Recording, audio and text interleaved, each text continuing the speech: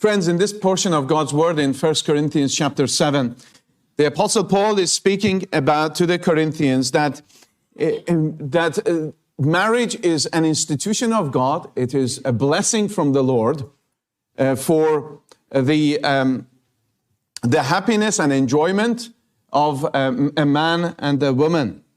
And yet in the context that he's speaking here, he's saying that there are certain times, and here there was a time of persecution, great time of distress, he said that it was advisable if people were to be unmarried.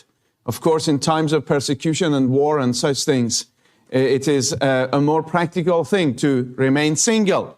But then he goes on to say that this is not always the case. This is not always possible.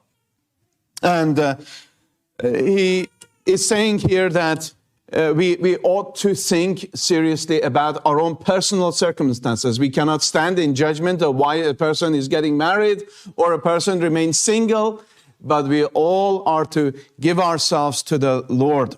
And we are not the fit judges of others.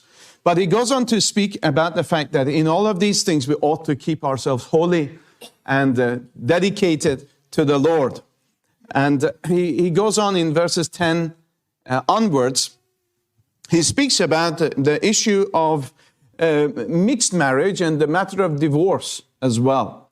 It says here in verses 10 onwards, it says that these people are married. Unto the married I command ye not, I, but the Lord. Let not the wife depart from her husband.